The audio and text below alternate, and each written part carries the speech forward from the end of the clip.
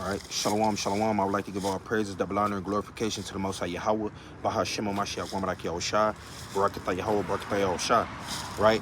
So, Jake, I got 3 precepts for you, right, on faith in these last days, right, to boost your faith in these last days. 3 quick rapid-fire precepts, man, right? So, we're going to kick it off with the book of Job, right? It's a classic right here, right? It's the book of Job. Get this real quick through the spirit. Page is kind of sticky. This is the book of Job, chapter 5 and verse 19. It says, he shall deliver thee in 6 troubles. Yea, in 7 there shall no evil touch thee. Right? So in these last days, man, we got to be big on having faith, man.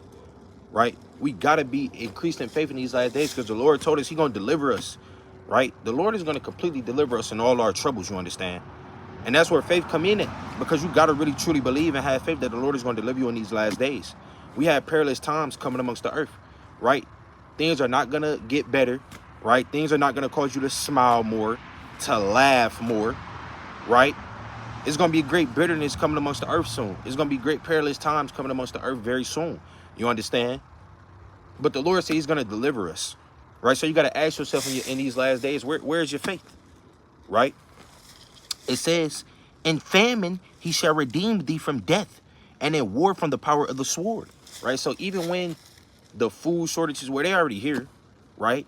But when it's a complete total famine amongst the earth, the Lord say he's going to deliver you from death, right? Because that brothers and sisters already know when a famine come about, people die. People go numerous amount of days without eating and they starve to death. You understand? But the Lord say he's going to deliver us from death when famine comes about. You understand? So don't even worry and frustrate yourself with what you're going to eat or with what you're going to drink, because you really got to have faith in these last days. You got to ask yourself, do you really believe that the Lord going to feed you when as you run to and fro as a pilgrim on the earth, you don't see no food, right? You got to ask yourself, do you really believe that, man? Right? Because the Lord really will feed you.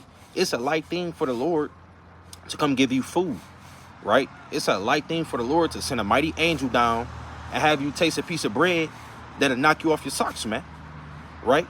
That'll taste a piece of bread that'll lighten your eyes, because it's been 4 days and you still haven't ate, right? And out of nowhere, a mighty angel, Yahweh Shem Yahushua, come and feed you, man, right? And it says it's going to save you from the sword, man, in the time of war, right? Hey, Lord willing, we get beamed up from these nuclear missiles. But in the meantime, tween time, when you have the enemy that comes over, right, to a whole nother landmass, hey, they're going to fight, man. It's going to be stray bullets flying left and right. Right, you may be at home, a couple bullets come through your house, man.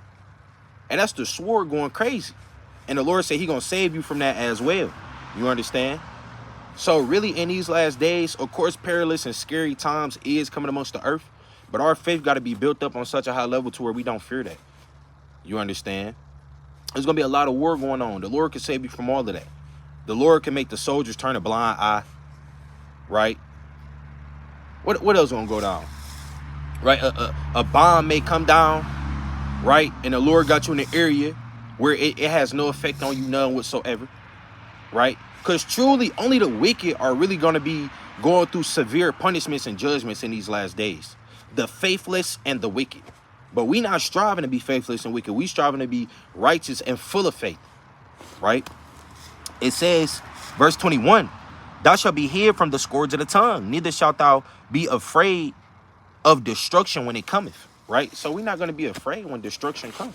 We want destruction to come. Hey, the sooner destruction comes, the sooner we get up out of here, right? So we don't want to tell destruction, well, slow down, you know, take your time. No, hey, come on with it so we can go on home in this thing, man, right?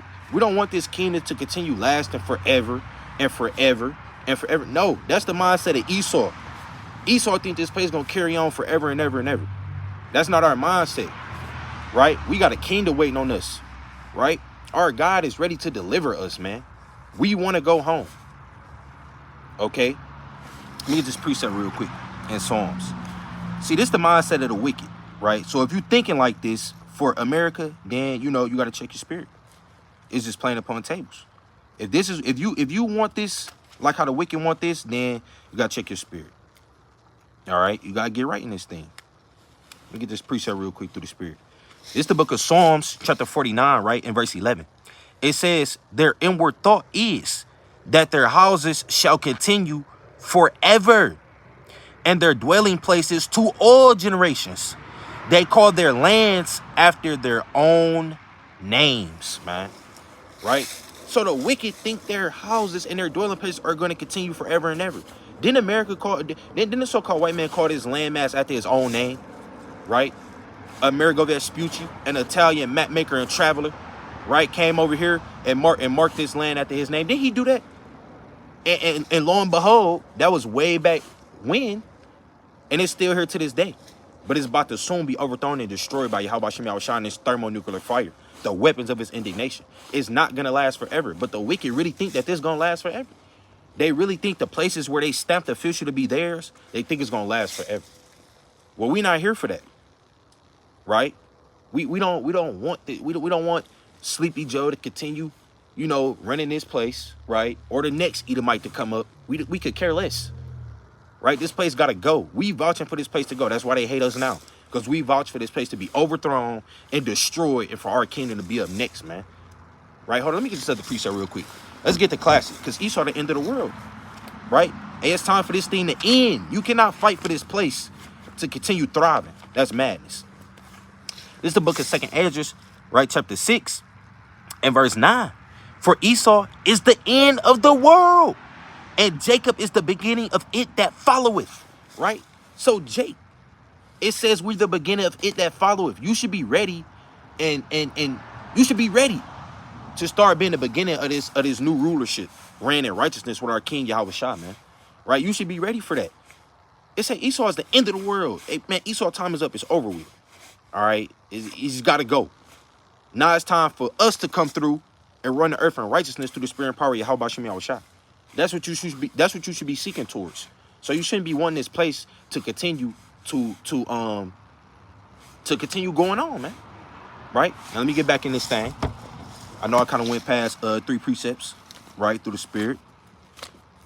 All right, but hey, three is could be a number of completion sometime too, number of emphasis, number of completion, right? Got to come through with a complete amount of precepts, right? Going back to Job real quick. This is the book of Job, chapter 5, right? And verse 22.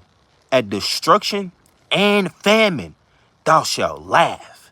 Neither shalt thou be afraid of the beast of the earth, right? So I'm bringing out these several precepts, right, to boost Jake's faith in these last days. Because the Lord is telling us via his scriptures, when these atrocities come amongst the earth, essentially, we're laughing, all right? We're not going to be sitting here worried, plucking out our beards, pulling our hair out. What is going on? No, man. That's not the spirit that the Lord put us in, man.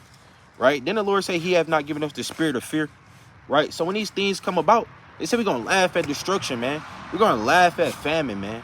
Because we're not going to be sitting here stressed out, worried about these things. Only the wicked is really going to be stressed out, worried. Oh, my job. Oh, my car. Right? We're not going to be worried about these things, man. That's why you got to have faith in these last days, Jake. Right? The Lord told us, right, in Wisdom of Solomon 4:15, I'm going to grab that precept. The Lord got care for his chosen, man. So why would the Lord put in his Bible that we're going to laugh at these things, right, and that we're going to be okay through this whole process of bitterness and destruction, just for you to sit there, be shaking in your boots and afraid and not trusting in him? The Lord is not a man that he shall lie, roughly paraphrased. If the Lord told you it's going to be all right, well, look, damn it, it's going to be all right. Okay? So no need to freak out. No need to panic. No need to get in a frenzy, right? Or frantic. Man, gird up your loins like a man, right? And like a mighty woman of the Lord, right? And have some faith in these last days, man. Right? Last time I checked, the scripture say without faith, you can't even please the Most High. So if you don't have no faith, that's square. We got to start there. We got to start there. If you don't have faith, you're already messing up to begin with. You already messing up to begin with if you already don't have faith. What are you doing? If you don't have faith, you can't even please the Lord. So you got to ask yourself, well, hold on. I'm praying, I'm fasting, I'm reading, I'm studying. I think I'm doing things to please the Lord. But do I really trust in him? Because if you don't, then you're doing all that in vain. Right? Then Paul say we're not running as one that beateth the air. We're not in this thing to waste our time, man. Right? We running that we may obtain. You understand? We're running that we may obtain that incorruptible crown, right? It says, verse 23, for thou shalt be in league with the stones of the field, and the beasts of the field shall be at peace with thee, right? So even when all hell break loose, right, you're going to have beasts out here. Now, some people may say, well, brother, animals not going to be running around. You sound crazy. Well, all right, brother. All right, you can think that if you want, right? See, over here where we at, we got a whole zoo full of animals that's within range of all the dang on neighborhoods, man.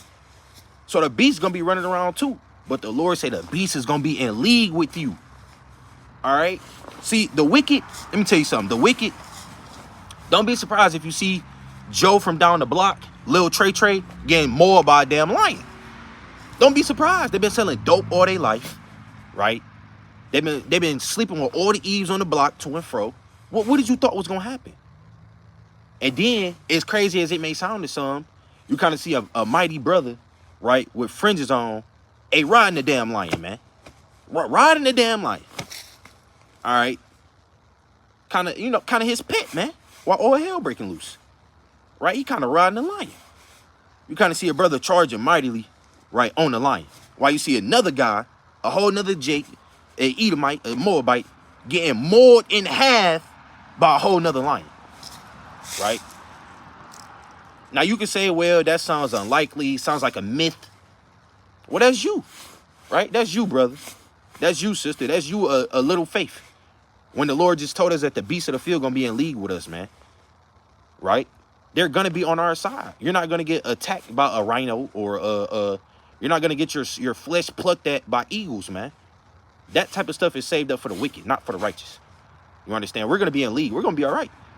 The Lord may pull at Elijah, kind of send a bird, right? I mean, not Elijah, Noah, kind of send a bird, man, and give you a sign, right? Noah kind of had the bird go out the ark and then come back, you know. The Lord may kind of have a bird go fetch you a piece of manna and bring it back to you. You understand? And that's the beast being in league with you, man, being on your side, being in your favor, not against you, destroying you, eating you alive, dragging you to and fro throughout the streets. Right? That type of stuff is laid up for the wicked, man. That's not laid up for the righteous. You want to know why? Because the righteous is going to be full of faith and full of righteous works to have the mercy of the Lord upon them in the last days. Right? Let me get to other precept.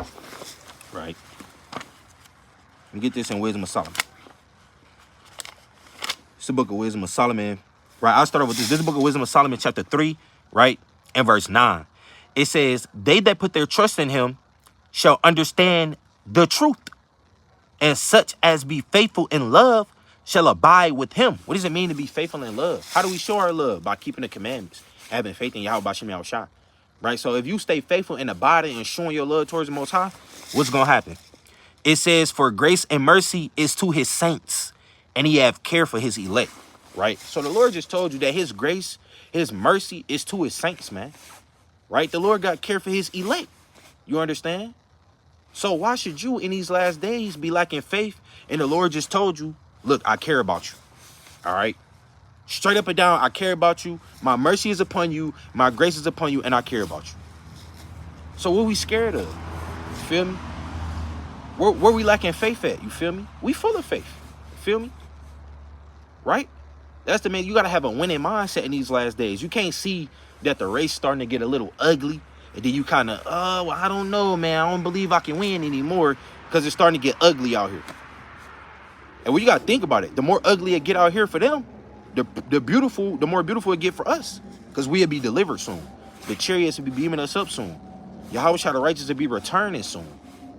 So it's getting uglier for them, but it's getting more beautiful for us because our salvation draws nigh and nigh. You understand? So stop lacking faith in these last days when the Lord is playing upon tables telling you, I care about you. Right? The Lord has love for us. We know the Lord sent judgments. We know he sent death upon the earth. Right? We know he could do these cruel punishments. But you can't just look at it one side and just think, oh, Lord hate me. We're out of here. No, man. The Lord has a just balance. He has a side of mercy. Right? Let me get to other precepts. Let me get Wisdom of Solomon 4:15. All right, then I'm going to get another one. This is the book of Wisdom of Solomon, chapter 4, right? In verse 15. So like, I think I flipped. All right, yeah. This is the book of Wisdom of Solomon, chapter 4, and verse 15. It says, this the people saw and understood it not. Neither laid they up this in their minds, that his grace and his mercy is with his saints, and that he have respect unto his chosen. Right? So the Lord said his grace and mercy is with us, his saints. He got respect unto his chosen. When you got respect for somebody, you're going to show them love. Right? You're going to take care of them. You're going to look out for them. Right? That's all right now. If you say you respect your mother, you're going to do the dishes. Right? If she get injured, you're going to hold the house down. Right? You going to do what needs to be done. You go cook the meals. You're going to have her back. Right? Or you're going to have your father's back. The young man, he next up in charge to be the man of the house now. Right? He going to do the manly duties that need to be done because you have respect. So the Lord said he got respect unto us. Meaning what? He's going to take care of us. He's going to have our back. Right? He's not going to let us fail. Right? He's not going to let us fall. You understand? So in these last days, man, as things appear to get uglier and uglier, hey, it's actually getting more beautiful for us because our salvation draw nigh. So you got to have faith in these last days, man. You got to ask yourself, where your faith at in these last days, man? Is you shaking in your boots? Right? Or is you girded up? Right? Like a mighty man of the Lord. Like a mighty daughter of Zion, man. Right? Like a mighty child of the Lord, man. Right? So in these last days, keep your head up, Israel. Right? Brothers and sisters out there, keep your heads up, man. Be full of faith. You got to pray for the Lord to remove that doubt demon. Right? We all deal with that doubt demon from time to time. It's just, things start to look a little unlikely, and we kind of just, I don't know, man. And man, no, we done with that. All right? We're done with that. All right? We not on that type of time anymore, Israel. We getting it together in these last days, waxing mighty, right? Giving every last demon that troubleth us a pure KO knockout, man. Right? And all that doubt that stirreth up within our hearts, and we putting it to the side, man. Right? Playing upon tables. We not dealing with that no more. Right? We laying up great faith in these last days. Let me get one more. Let me get this classic real quick. It's like it started to get dark so fast. Right? Kind of want to be doing a video kind of in the dark, man. Right? Let me get this one more real quick. Bear with me. You gotta break this Bible in, Israel. Kind of pages sticking and stuff.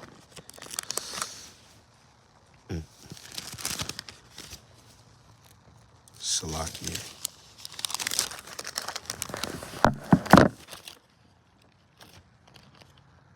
Bear with me. All right, there we go. Finally got the page turned.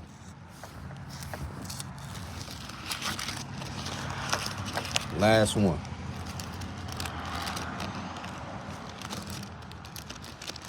Classic precept. It's the book of 2 Timothy, right? Chapter 1 and verse 7. It says, and God have not given us the spirit of fear, but of power and of love and of a sound mind, man. So the Lord didn't give us the spirit of fear for us to be out here, with our tails tucked, not standing boldly for the Lord, man.